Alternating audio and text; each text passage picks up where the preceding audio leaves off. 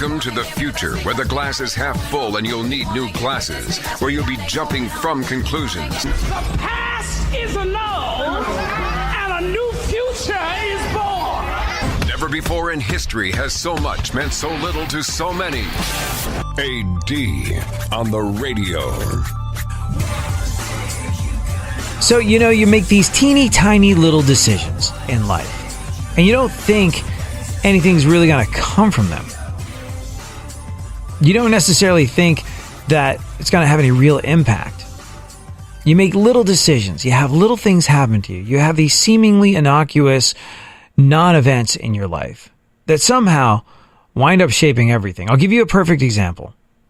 It's why I'm talking to you today. When everything was over and done with my band, I was in this band. We got a massive record deal. We came to America. We blew through fantastic sums of money, living in hotels, living in tour buses, paying people to carry our equipment. And when that was all over and done with, it was a bit abrupt. So I didn't necessarily know where I was going to go or what I was going to do with my life. And I figured I would move to Texas. I'm from New York. I was raised in England. Texas seemed like the very last place on earth I would be headed ever.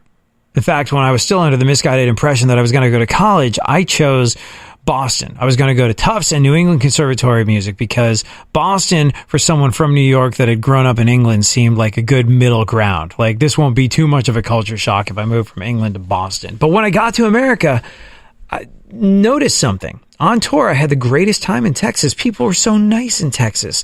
I loved everything about my experiences in Texas. So when everything was over and done with, when I was trying to figure out how the next portion of my life would go, and I had nothing to my name. My resume said lead singer in a band, and I didn't even have a band.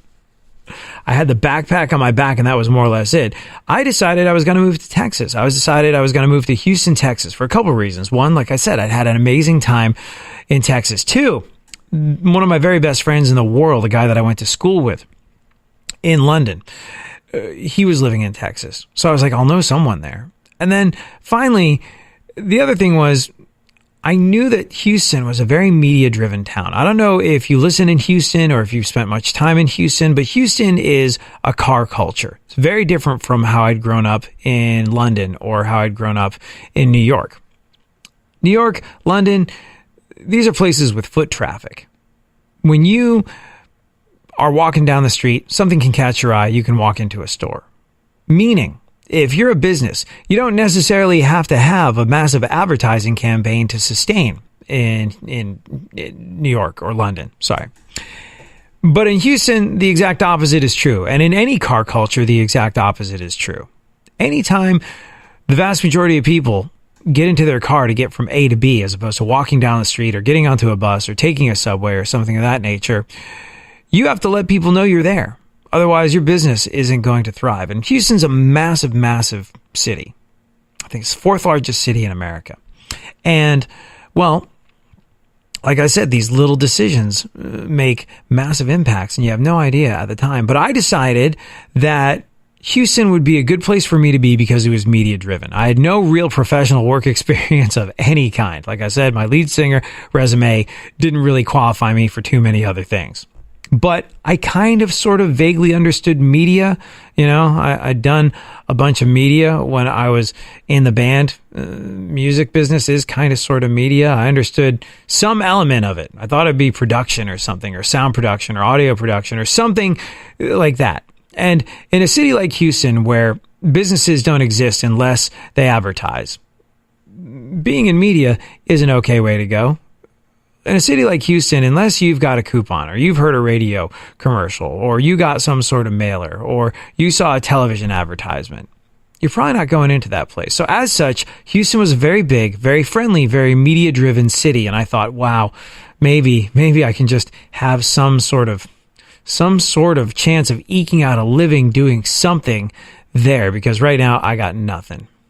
But I talked to a buddy of mine who used to be the morning guy at the radio station in Houston, 94.5 The Buzz in Houston, Texas. And I was like, you lived in Houston. Can I talk to you about something? And so we met for coffee. I was like, I want to move to Houston. What should I do? And he was like, oh, be on the radio. I was like, what? That's ridiculous. That's what you do. He's like, yeah, you'll be fine. Just, make a demo, make it sound like this, do this, this, and this, and I'll pass it on to some people. And it sounds remarkably easy. And that part was because I got hired almost immediately. He helped me make a demo that made me sound like I was as good as him. Now, it got me a couple crappy overnight shifts a week on a couple different radio stations. It wasn't exactly a rocket ship to the top, but it shaped everything. That little decision I made to talk to my friend and go, hey, what's there to do in Houston? And I was struck this morning when I woke up and I thought about what was in my garage, how lucky I was that I made another seemingly meaningless decision back in the day.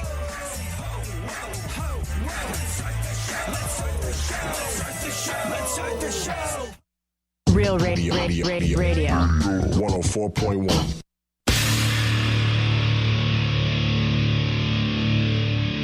Where the left and right come together for fundamental truths. AD on the radio, on Twitter at ADSXE.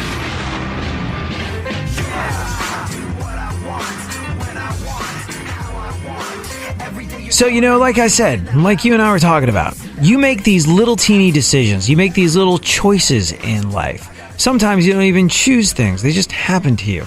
And they seem meaningless. They seem pointless. They seem like they're not going to have any impact on your life at the time. But, oof, do they ever either A, come back to haunt you, or B, come back to remind you how lucky you were that this happened to you?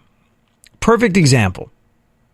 I was thinking about what's in my garage this morning. I woke up, looked at my phone, went, ugh, this is what we're doing now? This is the thing? Oh, man. Oh, I'm glad all of those in the garage are what they are.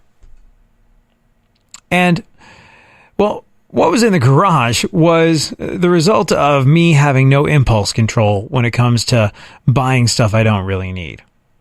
But it's fortunate. I'm getting ahead of myself. One of these little decisions happened to me when I suppose I was in my early teens, perhaps. And up until that point, I'd messed with different versions of the same thing. But there was something about the way these looked. There was something about the way these looked that made me forever hooked. And then something about some of the people that were wearing them too. Most notably, Beastie Boys and Run DMC.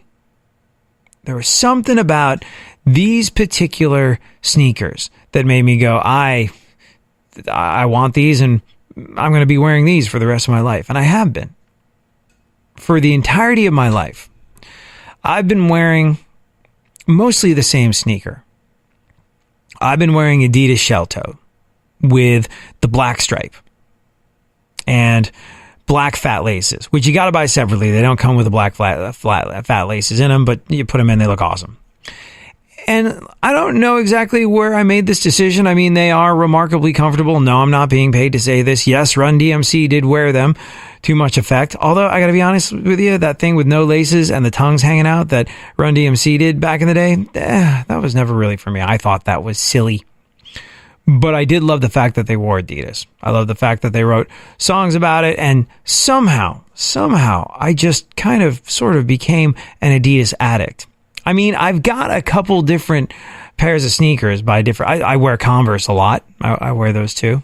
The Converse All-Stars. You know what's interesting about the Chuck Taylors? Is for the longest time, I couldn't wear them. I always thought they looked better on other people than on me. And then I would wind up with my ankles all jacked up when I wore them. And this is when I was a kid. I gave them a go on stage because I saw some other guys in bands wearing them. I thought that looked cool. I'm going to give it a try. Didn't work out at all for me. I thought they looked silly on me. I thought they looked like little booties on me.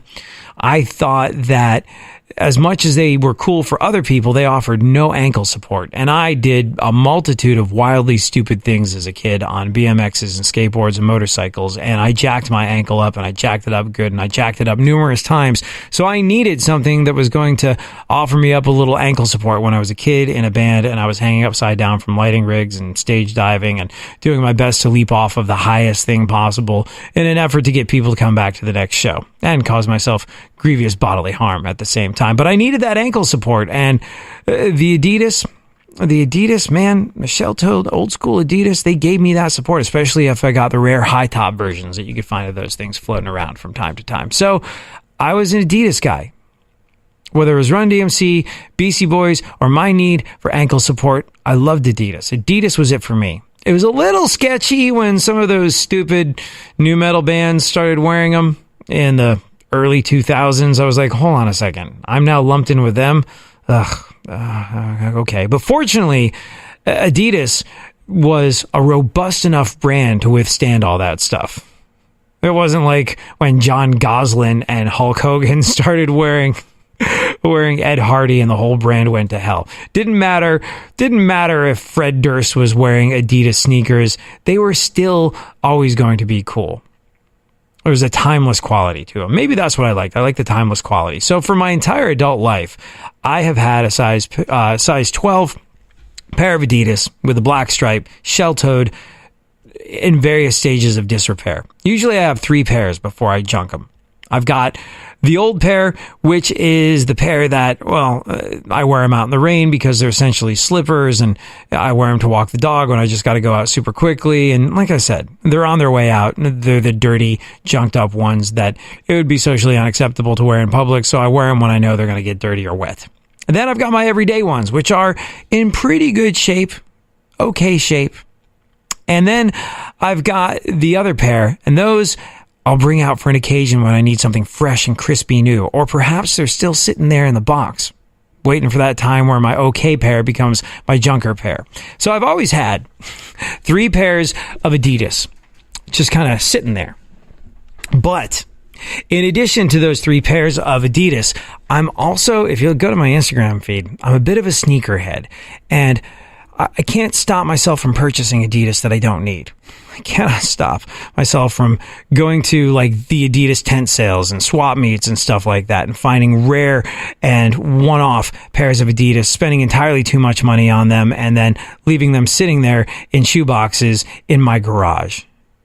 And I woke up this morning and I looked at what was going on with Colin Kaepernick and Nike, and I went, man, I don't want any of this. I have a couple pairs of Nike. I like shoes. I love sneakers. Sneakers are awesome, especially Adidas, but I don't want to make a political statement with my sneakers. I want to be cool with my sneakers. Why do I have to drag everything into politics? What the hell, man? What the hell? And then I went, oh my gosh, I am so lucky that Adidas, not Nike, chose me.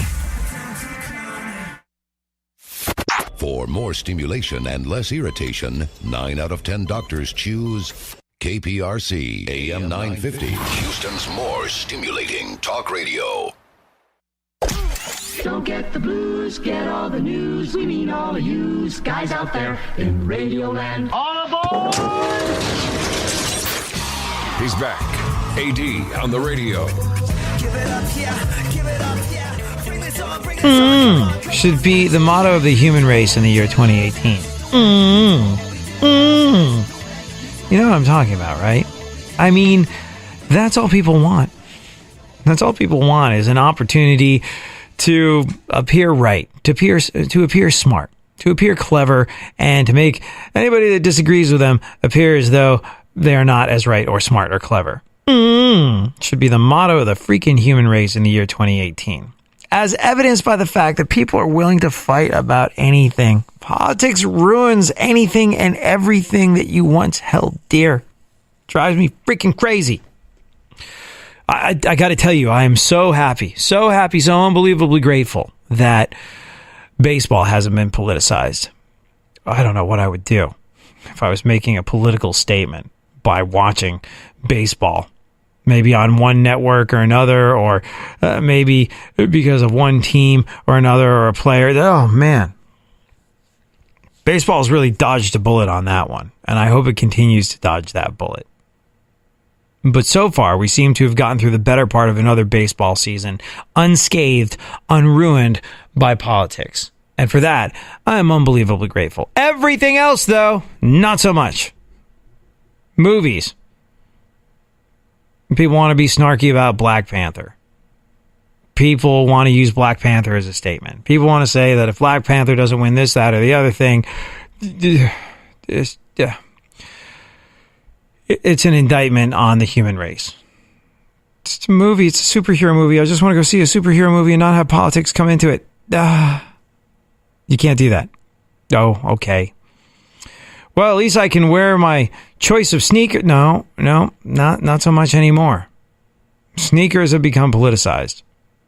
Everything's become politicized. People are just looking for an opportunity to be angry about something. People are just looking for an opportunity to use anything as a wedge to try to drive between them and everybody else. At the risk of sounding like my grandfather, who believed in getting along with everyone. I remember a time when we were able to get along with everyone. I'm just here to make friends. Politics, Republican, Democrat, whatever. I don't care. There are much bigger and more important things at play when I decide whether or not I want to spend time with someone. There should be much bigger things at play when someone decides whether or not they want to spend time with me. Sneakers? Really? Really? Now, look. Nike made a statement.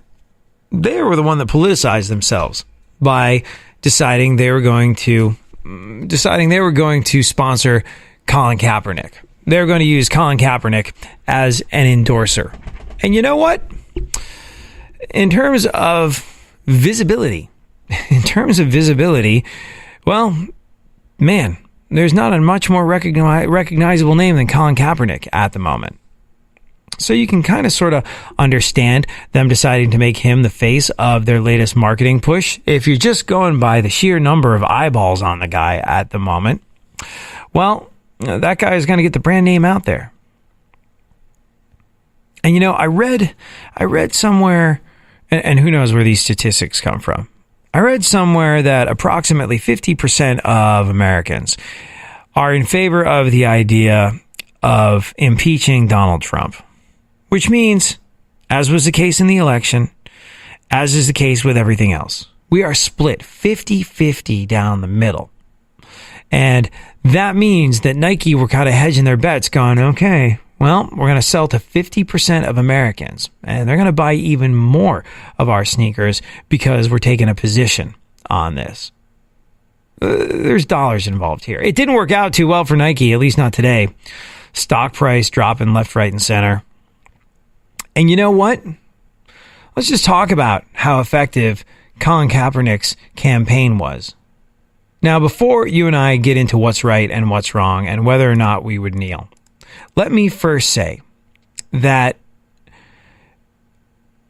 what Colin Kaepernick did, well, it's vital that somebody do something. You can't stick your head in the sand and go, there is no racism. Because guess what? There's plenty of it to go around. And it's becoming bolder and more brazen by the day. As people are more and more apt to forgive themselves their own trespasses and do what the hell they want to do because they've found their tribe of people that have told them that's okay. Whether that be on the left, whether that be on the right, whether that be on one side or the other of the race war that appears to be erupting all over the world in various different forms. When people take their sides, they stick with them and they dig in deep. They double down on racism. To say racism doesn't exist is ridiculous. To say police brutality doesn't exist is ridiculous. To say racially motivated police brutality doesn't exist is ridiculous. So somebody had to do what Colin Kaepernick was kind of sort of saying that he was doing. And if you've missed one of the many shows where we've talked about this in the past, it's everybody's right to free speech, to do the things that they want to do. And you know what? The NFL stitched themselves up by not having clear, defined rules for players in this respect. I mean, this is the NFL. This is an organization that has done zero meaningful things when it comes to making a statement about domestic violence and people being allowed to continue to play the sport despite domestic violence charges against them. Horrible, abusive, women beating pieces of garbage allowed to get back on the field. And they're very quick to fine athletes massive sums of money for doing something in support of things like breast cancer. Oh, you wore that pink eye black? It's funny you can have pink eye black, but you wore those that pink eye black, that eye black with the pink bow in the middle of it, in the middle of the game. That eye black with a pink bow in the middle of it that no one could see. Well, we noticed. And guess what? We're going to fine you thousands of dollars for it. But my mom died of cancer. I was just kind of keeping her in my heart as I go out on the field and play my heart up. Yeah, no, we're going to fine you thousands of dollars for it. NFL doesn't necessarily have the best track record of maintaining the moral high ground when it comes to this sort of thing. But they stitched themselves up by not having a real rule with regard to the national anthem that dates back any length of time. And now if they make a rule, it's this massive free speech issue. And the national anthem of football games, lest we forget, wasn't necessarily that much of a thing until after 9/11. And you know what? It was a great thing that it became a thing after 9/11. But like I said, it's a relatively new development, and they didn't have hard and fast rules around it because, well, I mean, at the time when they started playing the national anthem before every single game post 9/11, who could have thought that one day you'd have to tell players to not take a knee during it as a form of protest against racially motivated police brutality and other injustices? They didn't see that one coming, and how could they have? Anyways, I spend zero time feeling sorry for the NFL in any of this, just because, like I said, when it comes to having the moral high ground and doing the right thing, the NFL's track record is spotty at best. But let's remind ourselves what this has achieved. I mean, the whole kneeling thing has happened off and on for a while now. And what has it achieved? What has it really achieved? Has it helped in any way, shape, or form? Has it helped to curb police brutality? Has it helped to curb racism? Has it helped to curb any of the things that it set out to curb? I would love it. I would love it if it had. If football players kneeling had done something meaningful, had achieved something meaningful and measurable, I would love it and I would be all in favor of it. But right now, because people are so short-sighted and so quick to anger and so looking for a reason to be angry about literally anything and everything, the only thing to me that I can see kneeling has done has widened the divide. It's caused people who are against the idea, who find it insulting, who find it unpatriotic, who find it demeaning to our veterans, even though there's plenty of veterans that will say, part of the reason we put our lives on the line is for the freedom to do things like express yourself. There's plenty of countries in this world where you're not allowed to do that. You could be put to death for doing that. You could have limbs chopped off for doing that. And that's, an underappreciated and beautiful thing that we've got here in America. And as much as, this isn't one of the usages of free speech and freedom of expression that we thought we'd be fighting for, freedom of expression is what we were fighting for. There's plenty of veterans that say that. But there's plenty of people who are insulted by it, and plenty of people who find it to be demeaning and just horrible in all sorts of ways. And sadly, it's made those folks double down. What are you talking about? Get off your knees. You're playing a game, you spoiled sons of bitches. Get off your knees and appreciate the fact that you are making millions by playing a game. You know what? I don't know why you're so angry about racism. There is no racism. Like, yeah, I actually sort of heard things like this from people. So is it bringing folks together? Is it making a noticeable difference? No, it's not. And I wish it was. I really, really wish it was. But it's just making people double down on vitriol and hatred and racism. And it's giving people an opportunity to go, the moment, the very moment and second Colin Kaepernick's Nike ad came out and talked about sacrificing everything for something that meant something. I forget what the verbiage is on it. Immediately,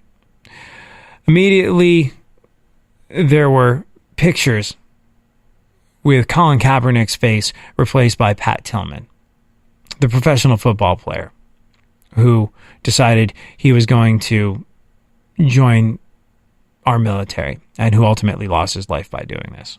And people went, here, Nike, I fix it for you. Anyway, like I said, has this done anything to help? Has this done anything to help the very real, very clear, very definite problem of racism in this country? Sadly, no. It's just made the idiots that are racist double down on it. And then it's made people that weren't racist feel threatened because the anthem means something to them and you're sort of trampling on it by kneeling, and therefore they're kind of, they're edging over to, what the hell are they talking about?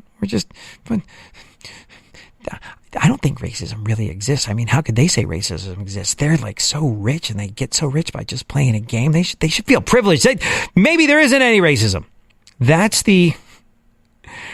is the sweltering idiocy that I've heard growing with that argument. And so that's not helping, is it? And then you look at what happened with Nike.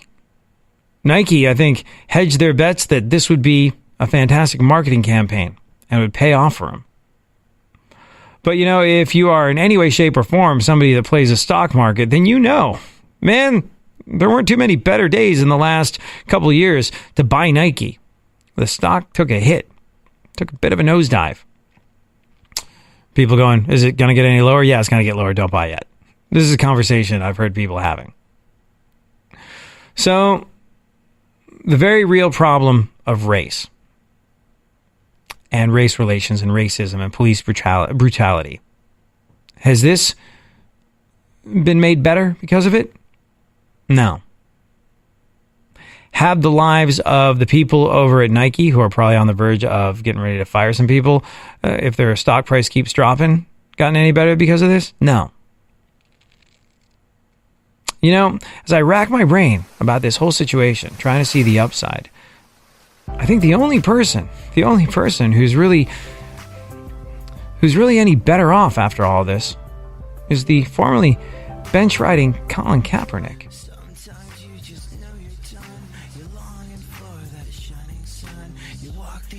Most every day, you're waiting to get washed away. Radio. Radio. Radio. Radio. 104.1.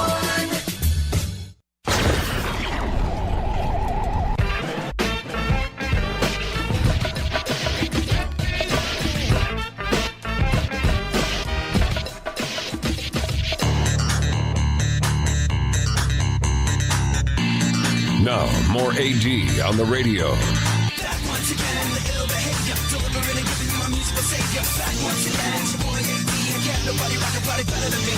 Back once again, the ill behavior, delivering and giving you a musical savior. Back once again, it's your boy AD, and can't nobody rock a body better than me.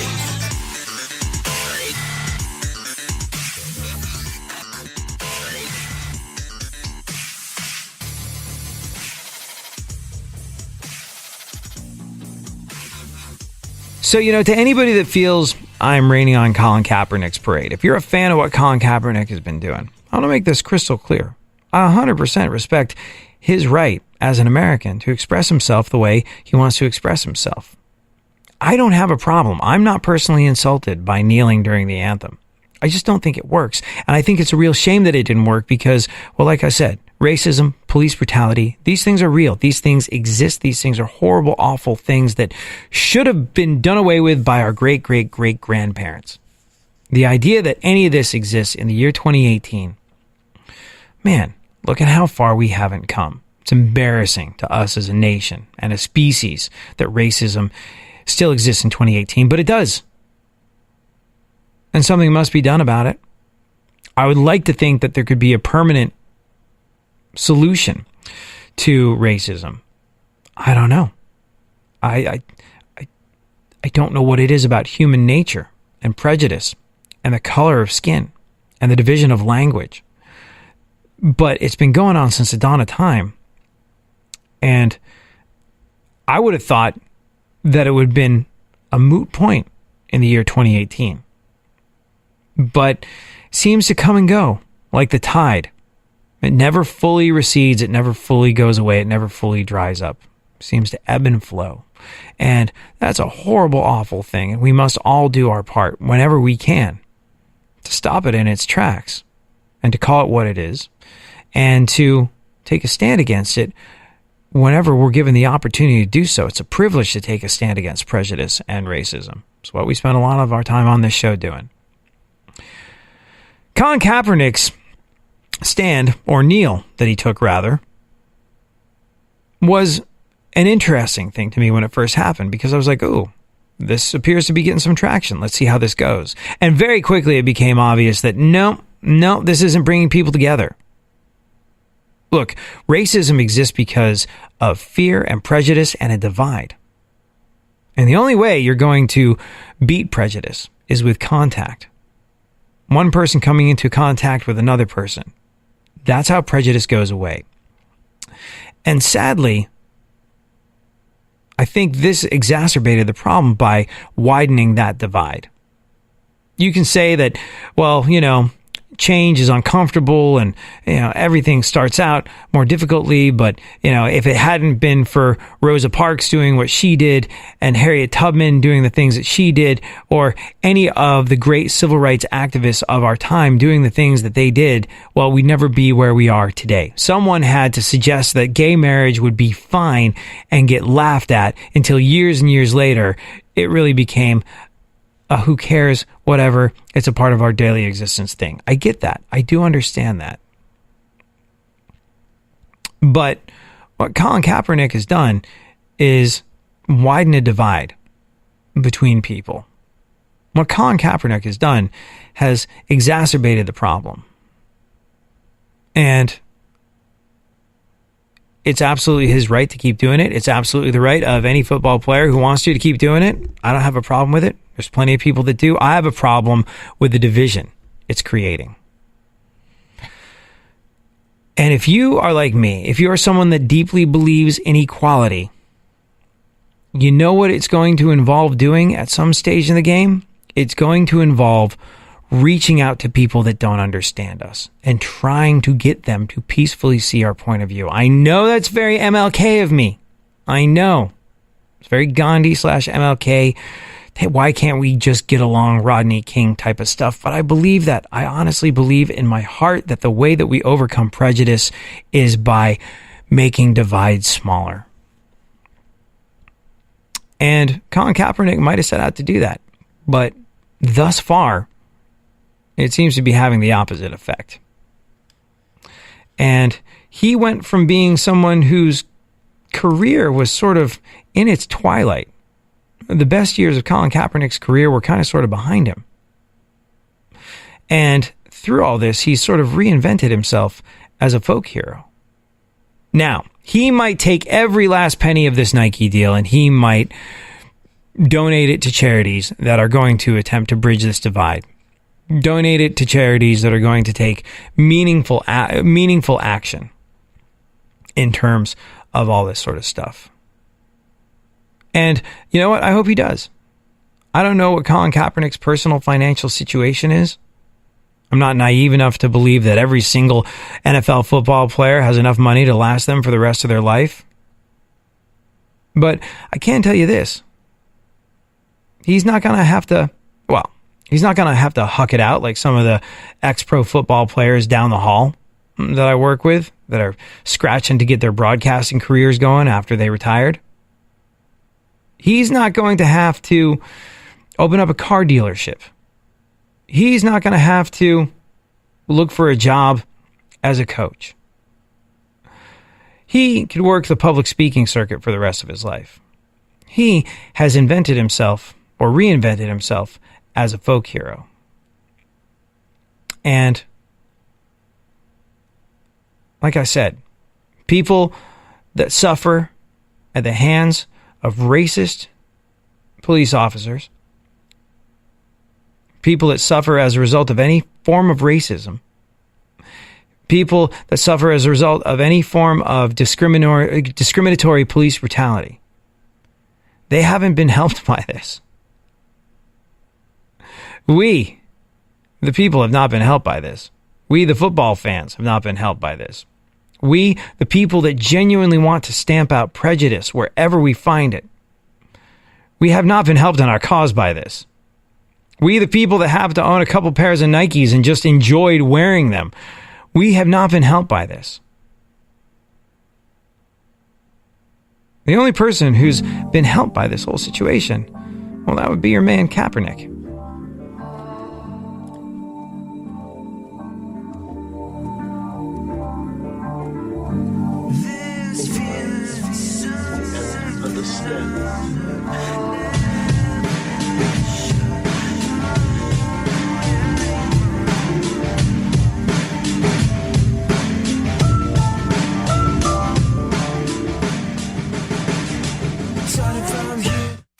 Leave the stimulation to the professionals. Everyone is so smart.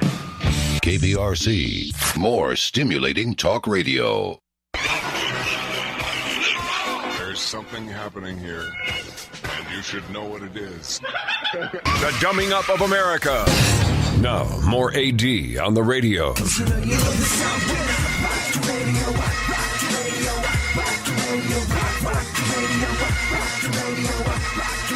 You know, I guess ultimately I'm just really annoyed.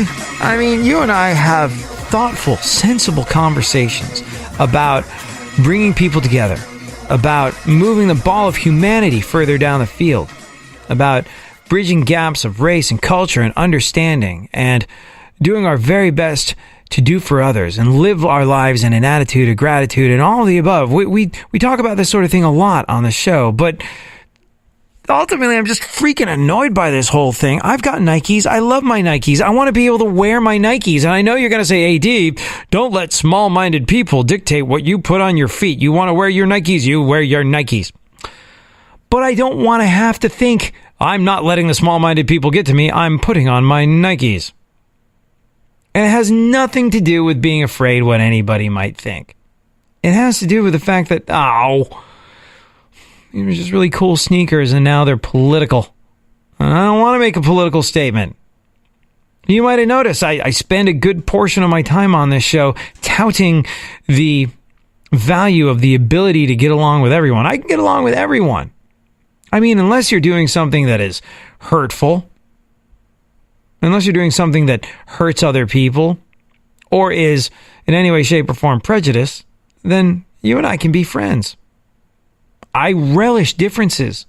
I feel like by wallowing in the differences between us, in the muck and the mire of our difference, this is where we grow, this is where we get stronger, this is where we become more than we were previously. Love hanging out with people that think vastly different things to what I think. It's great. Helps us evolve. Like I said, helps us move that ball of humanity further down the field. But I don't want to have sneakers come into it. And you know, during the break, I had a horrible thought. Oh, this is awkward. Adidas and Nike have been at each other's throats since day one. And I've been an Adidas person my entire life. What happens? And bear in mind, Adidas are a French company.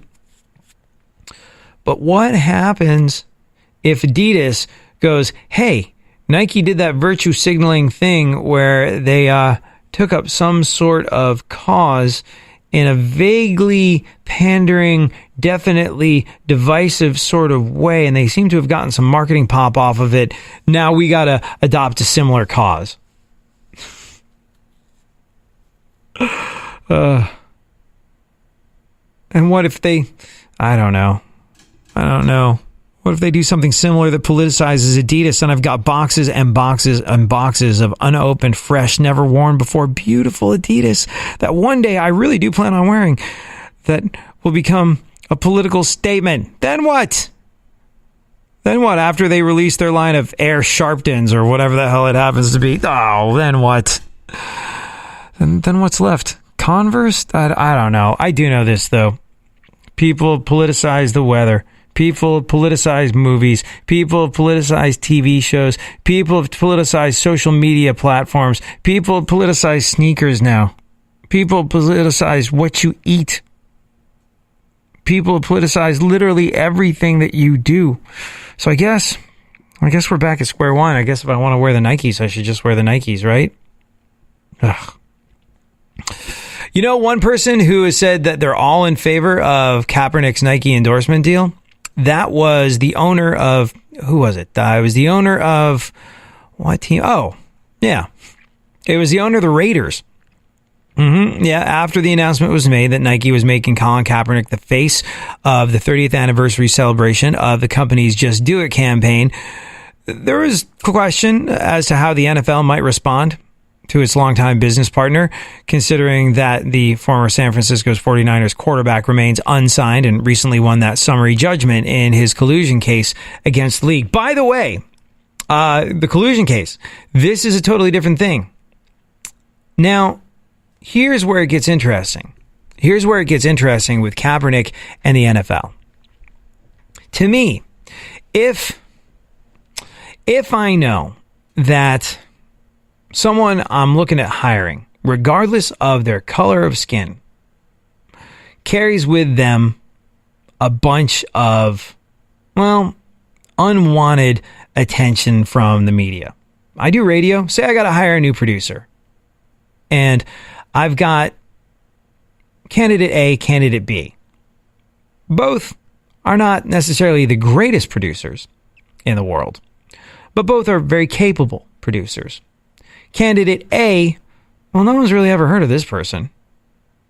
You might have seen them or heard of them producing at some stage in the game or other. Candidate B has a whole bunch of media attention on them. Some of it very positive, some of it very negative. Do I hire candidate B? Probably not, because I have something that I'm trying to do with my show, and I don't need the distraction. I don't need the distraction for my listeners. And this is not, there's nothing to do with equality. There's nothing to do with equal opportunity. This has to do what's best for the show and the business that I've started, the day-to-day runnings of it. And so for that reason, I do kind of get the idea that people go, if Colin Kaepernick wants to play for us and we need a quarterback, and we've got this guy, and Kaepernick, he just comes with all that stuff. He created that stuff, and it's his right to create that stuff, but we don't necessarily want to deal with that stuff. Yeah. No, thank you. We feel it would be a distraction and would stop us from being the best team that we could be that could potentially win a Super Bowl. I get that. I understand that. But this is where it gets really sticky. If an NFL team says, we want Kaepernick, you know what? The whole package really works for us. I mean, there might be a different scenario where I go, candidate A has no media attention. Candidate B, they've got a ton of media attention. If I'm going back to the same scenario where I'm hiring a producer.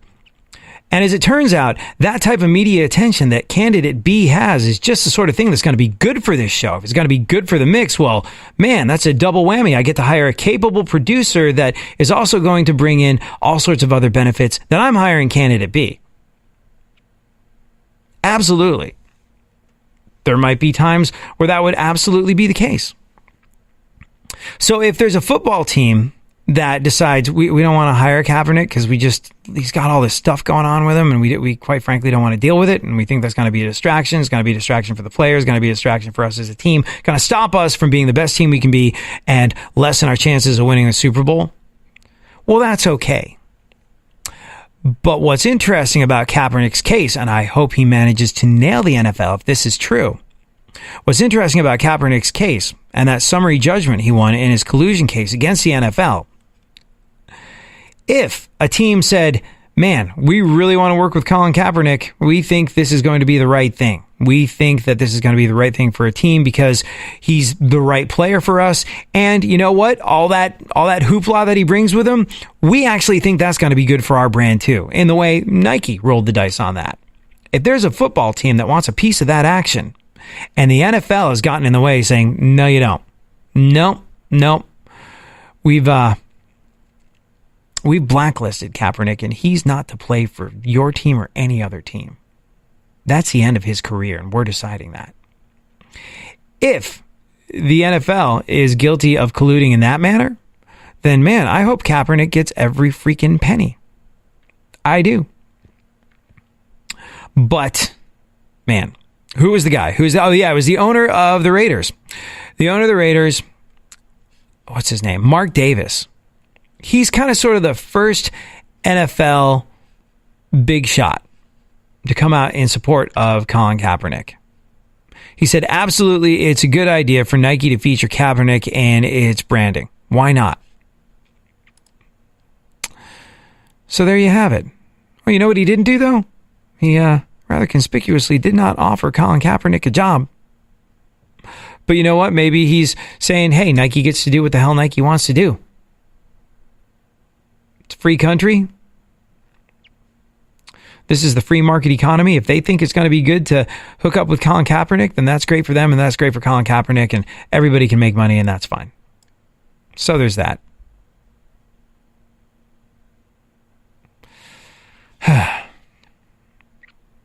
All right. Man, we don't have a ton of time left. Do we want to do some news? No, you know what? For the rest of the time that you and I have left here together, let's clarify a situation. Because we've talked a lot, and these are sensitive subjects. And on the one hand, we could leave them alone and circumvent them. You and I have been hanging out an awful lot over the last couple of years. You know, I would think by now that when it comes to any question of this nature, the side I come down on is equality. Without any kind of deviation from the path that would take us to equality. Equality is a no ifs, ands, or buts situation. All men and women are created equal. Some of us might be born with different advantages. Some of us might be born with a leg up in this world. But every last one of us deserves human dignity and respect. Every last one of us deserves an equal opportunity in this world to go out and make something of ourselves. Every last one of us in this world deserves an opportunity to play on, pardon the analogy, a level field. So you and I have talked about some difficult stuff on this show today, some problematic stuff. There's a knee-jerk reaction. There's a knee-jerk reaction to this sort of thing. And it goes both ways. What? He's kneeling on the field? That spoiled SOB. There is no racism. And then it goes the other way too. He's kneeling on the field. He's saying that there is racism. This must be the right thing to do. And as you and I have talked about before, these situations are never, and again, pardon the obvious comparison, but these things are never black and white. These things are never obvious. These things are never easy to understand. And these things involve having a difficult conversation. So if you've heard some stuff on this show that you disagreed with, I appreciate you sticking with me. And if you have something that's on your mind, if you have something to add to this conversation, well, that's how we, collectively, we get there together to a place of equality. But I want to thank you because I know that at this stage in the game, if you were for anything else other than equality, you wouldn't be here with me still listening. And here's the thing. I would have thought equality. Here's the further thing. I would have thought equality would have been an obvious given in the year 2018. But very sadly, and unbelievably to me, it is not. So I know that if you are here, you are a like-minded person that believes in the very simple, obvious idea of people being equal. And because, as we've learned over the last couple of years, that's more rare than it should be, I want to thank you. Thank you so much for hanging out. Thank you for our conversation. Thank you for being a part of my radio family. And thank you for doing what you do to stand up for equality.